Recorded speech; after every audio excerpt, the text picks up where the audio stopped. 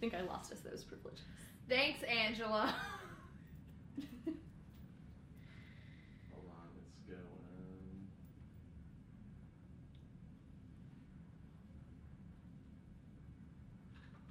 All right, hi everybody. It's Angela and Liz again. We're about to get started with our weekly broadcast. Just hang out with us for a few more seconds. We'll be right with you.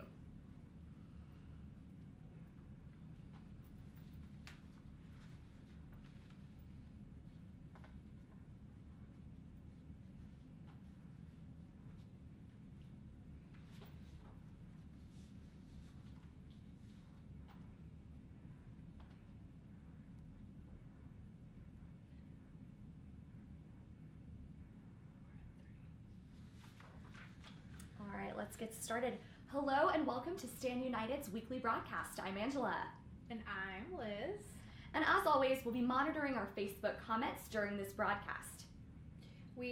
So please feel free to chime in. I just posted the links to the petitions we're going to be talking about, and that is pinned to the top of the comments. Awesome. So let's get started with last night's big news. It was a special election in Georgia's 6th district, and this race is going to choose who will hold Tom Price's old seat.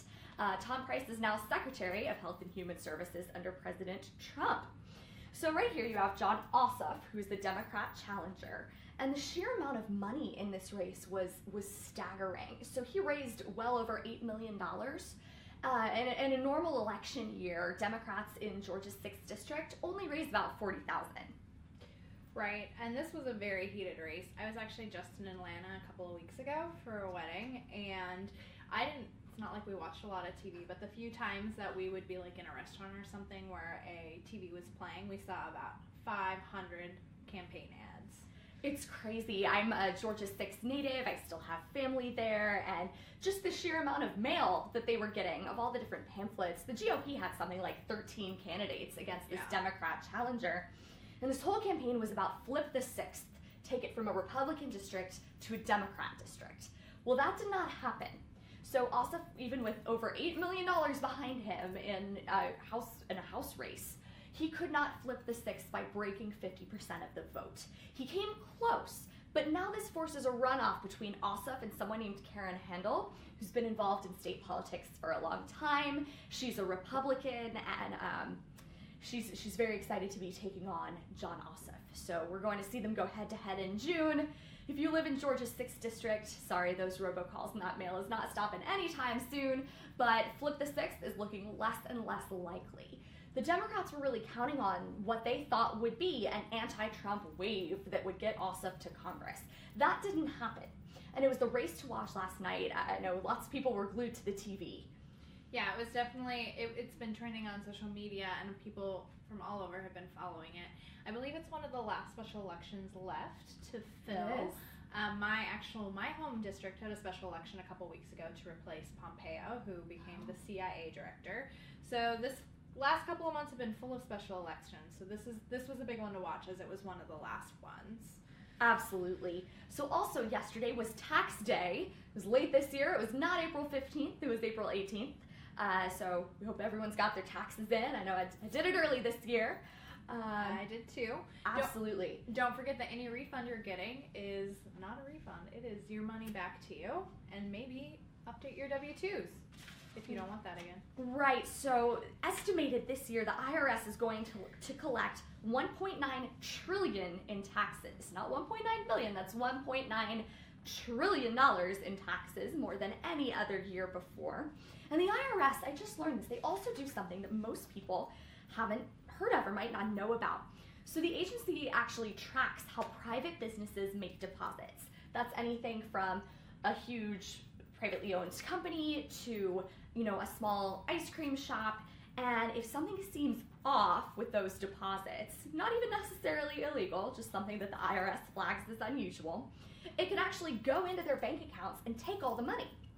So that's what happened to Clyde's Armory, which is a veteran-owned gun shop in Athens, Georgia. The shop owner would make deposits only under $10,000 because his insurance only covered up to $10,000. So he was worried about if something happens on the way to the bank. He said, okay, I'm just gonna make all my deposits in increments of under 10K. So the IRS thought it looked like criminal activity, and they just went in and drained the bank account. They had never charged this person with a crime. It's really crazy. And there's, Mexican restaurants that this has happened to. This is, right. family-owned businesses. And there are lots of legitimate reasons why a business might have that much money and need to make a deposit.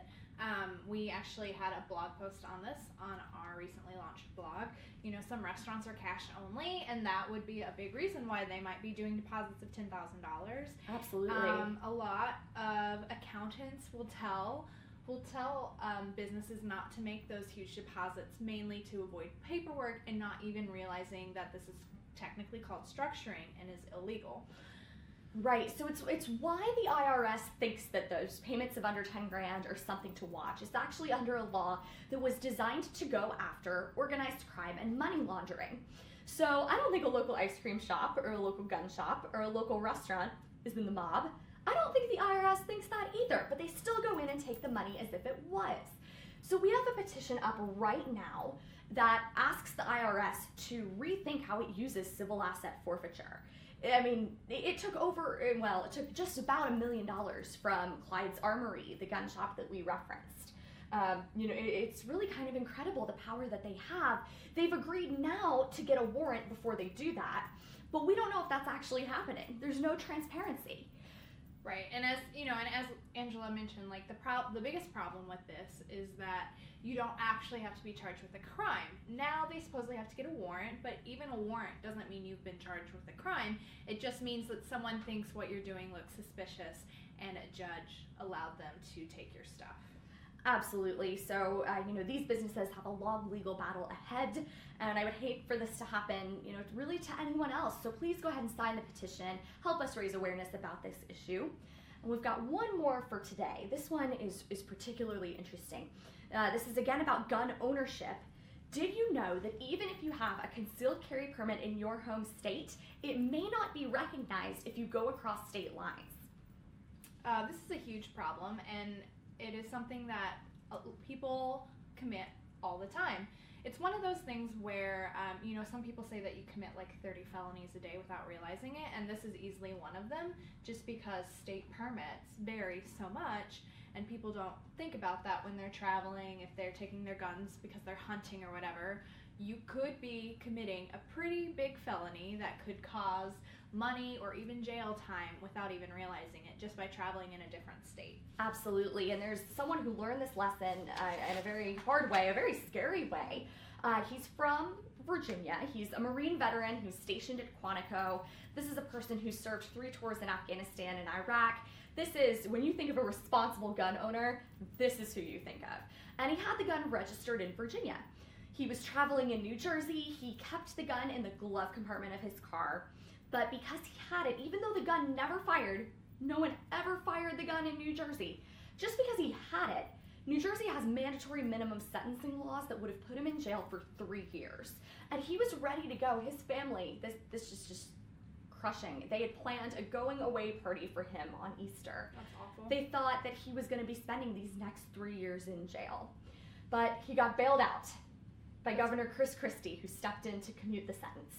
I mean, and this is a horror story that's common, especially in DC, where there's really strict laws.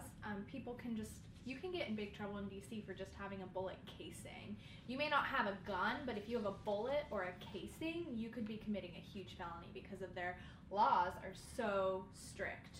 So it is something that, since the Second Amendment exists and is a national right for everyone, it is definitely something that lawmakers should make so that people aren't punished for going into different states. Especially, and because the rules are set at the state level, they change all the time. So let's say that you are in Las Vegas, Nevada, or you're in Omaha, Nebraska, and you might go across state lines all the time, and maybe it was fine one week, maybe it's completely illegal and will get you years in jail the next. Right. So we have a petition up right now that calls for national concealed carry reciprocity, which means if I am licensed for concealed carry in one state, I am effectively licensed in all 50. I think that's a great idea. Yeah, I mean, it could certainly save cases like this with the Marine veteran, former Sergeant Pompey, who actually his going away party became a celebration. I just read. He got the phone call on Friday that he did not have to book himself into jail on Monday. And you talk about the toll that takes on a person, and then you think about this happens all the time. Right. If you're from Texas, if you've got concealed carry in Texas, you can get denied in like over 10 states. Same with Florida. And these are things that people don't realize. And I mean, in some states like Vermont don't even require any type of registration or permits. So That's right. you can just own a gun in Vermont, and then you can get really in big trouble if you go to almost any other state. That's right. There are 6 states, Vermont being one of them, that allow concealed carry outright. So you might say, oh, well, I tried to get a permit, but my state doesn't issue them. They say we have Second Amendment rights right off the bat. Right. It's not something. But this ends up getting people in huge legal trouble as they cross state lines. So please, again, spread the word about this petition. If you go to news.standunited.org, you can check out our newsstand to learn more about this case we just discussed and more about the concealed carry reciprocity rules and why we're hoping to get concealed carry reciprocity nationwide. Thank you so much. I think that's all we've got for this week. That's right. We will see you back next week, same time, same place. Bye.